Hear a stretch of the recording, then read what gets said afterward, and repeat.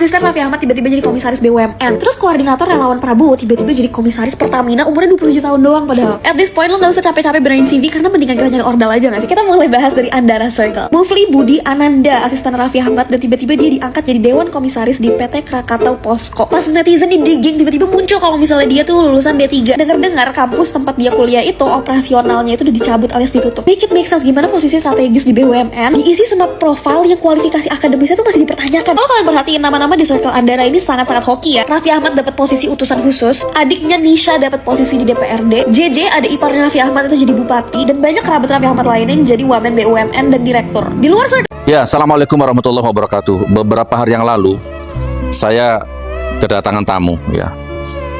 Salaman, cium tangan, lalu dia ngomong begini.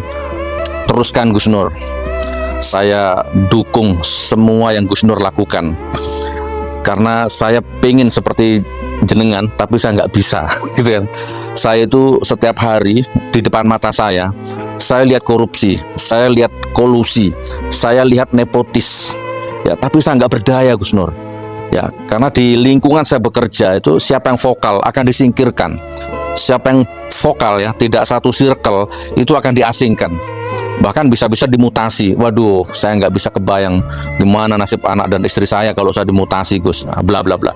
Dan tamu sejenis ini saya banyak sekali ya, banyak ketemu saya. Bahkan pernah di bandara itu, tapi ini sudah lama kejadiannya. Saya lagi makan di bandara, tiba-tiba ada orang meluk saya dari belakang. Ya, waktu itu saya lagi makan sama beberapa admin, terus dia berbisik, lanjutkan Gus Nur, saya anak buahnya Ngabalin. Malah bilang gitu dia. Ya, waktu itu Ngabalin masih jadi Direktur Angkasa Pura atau apalah ya waktu itu, zaman-zaman rezim Jokowi. Saya loh, sama dengan anak buahnya Ngabalin. Saya itu di hati saya itu berontak. Nah, gitu ya. Ada juga guru datang ke sini juga begitu, Gus Nur. Apa ya? Dia luapkan gejolak batinnya itu bahwa di tempat dia bekerja ada mafia pendidikan itu ada. Ya kan? Jadi ini yang datang ke saya ya, ada dari pertanian, ya ada dari guru, ya dan instansi birokrasi lainnya. Coba masukkan anaknya, masukkan ponakannya, nggak bisa lewat jalur sini, nanti ketahuan masuknya lewat jalur sana, masuknya lewat jalur sana. Ya, rekayasa sedemikian rupa, manipulasi data sedemikian rupa, ya kan? Intinya masuk anaknya, masuk sepupunya, masuk iparnya, lewat sana, yang penting masuk. Ya, korupsi, kolusi, nepotis. Ini penyakit inti ya bangsa ini. Tadi ada gak? Sekarang viral tuh Raffi Ahmad, ya kan? Ya begitu. Salah satu penyebab, bukan salah satu ya, mungkin diantara inti penyebab bangsa ini hancur ya, porak-poranda martabatnya, kehormatannya, harga dirinya itu ya salah satunya korupsi dan nepotis ini. Korupsi, kolusi, nepotis. Ya. Anaknya dimasukkan, bapaknya dimasukkan, istrinya dimasukkan, ponaknya dimasukkan, sepupunya dimasukkan, walaupun tidak punya kapasitas, tidak ada ilmunya, tidak ada ya intelektualnya di bidangnya tuh pokoknya masuk jadi pejabat, makan gaji buta. Nah, terutama pajak.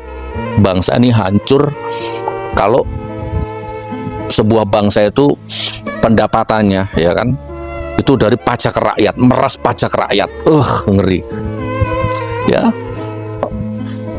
Yang makan gaji ratusan juta pejabatnya, rekeningnya gendut terus, naik terus, perutnya gendut terus pejabatnya. Sementara yang dikejar sensus ekonominya rakyatnya. Oke teman-teman, saya nggak akan bahas yang lain-lain, tapi intinya sekarang lagi viral di medsos apa itu, asisten pribadinya Raffi Ahmad atau apa, saya nggak ngerti, tapi intinya lagi-lagi nepotis, lagi-lagi kolusi. Nah ini, ya kan, itu terutama rezim laknatullah itu, anaknya gubernur, anaknya wapres, mantunya gubernur, itu yang kebaca media, yang nggak kebaca media, wallahu alam. Nah, di birokrasi Konoha ini seperti itu. Nah ini salah satu sebab bangsa ini dicabut berkahnya ya. Karena para pemangku kekuasaannya itu mentalnya mental kolusi, nepotis, mentalnya mental korupsi ya. Rusak mentalnya. Bobrok pokoknya. Nggak bisa, kalau dimasukkan lewat jalur sini ketahuan, masukkan lewat jalur sana nanti biar nggak ketahuan. Terus gimana caranya rekayasanya? Yang penting masuk. Menjijikkan. Assalamualaikum warahmatullahi wabarakatuh. Karena nggak ada alasan lain gitu. Mau alasan apa gitu? Dari sisi pendidikan nggak masuk gitu. Dari sisi pengalaman nggak masuk juga. Asisten Raffi Ahmad jadi komisaris tuh apa hubungannya? Itu kan sama kayak Kopdes mau jadi manajer Kopdes latihan militer. Tapi itulah wajah negara kita atau pemerintah kita hari ini gitu. Sebenarnya kita nggak kaget gitu ya. Sebelumnya kan memang yang namanya komisaris-komisaris BUMN itu kan biasanya diisi sama relawan, sama politisi gitu kan. Tapi relawan-relawan itu kalau kita cek gitu ya, background pendidikannya, pengalaman kerjanya itu mentereng gitu.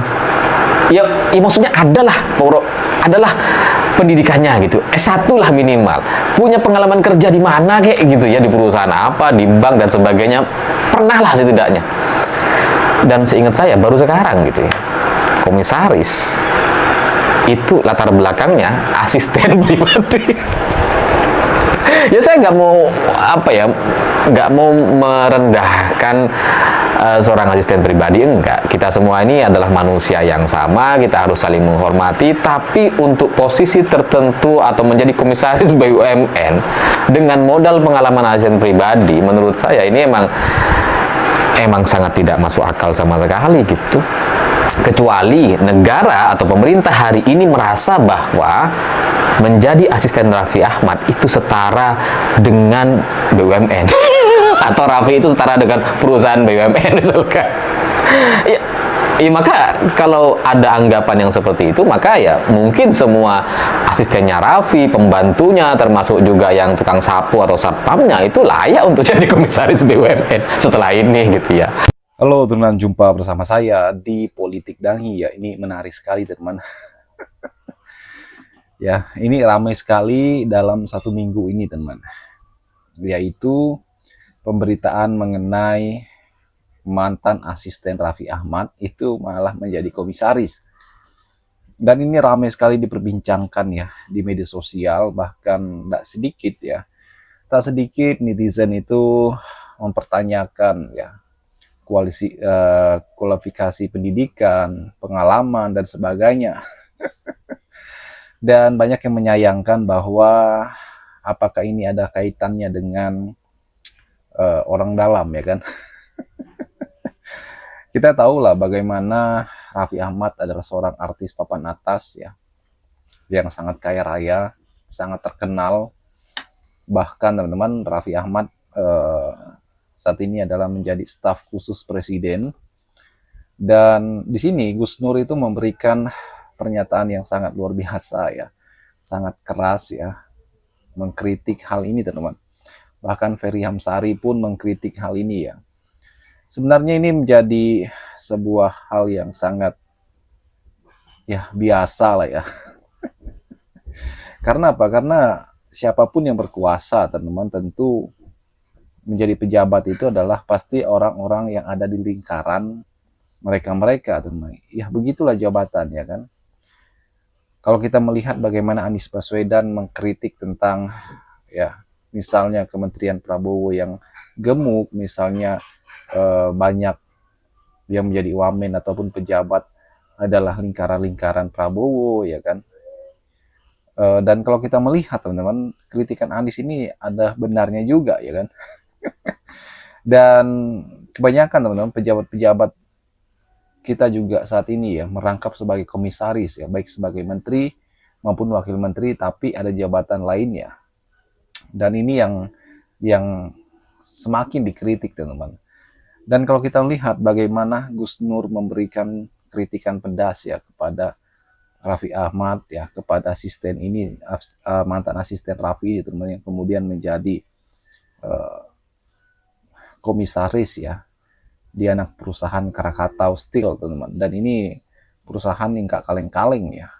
Ini perusahaan besar BUMN yang sangat mendunia lah ya. Dan semoga saja ya kritikan-kritikan dari masyarakat ini kemudian didengar oleh presiden dan bisa mendapatkan atensi khusus teman-teman.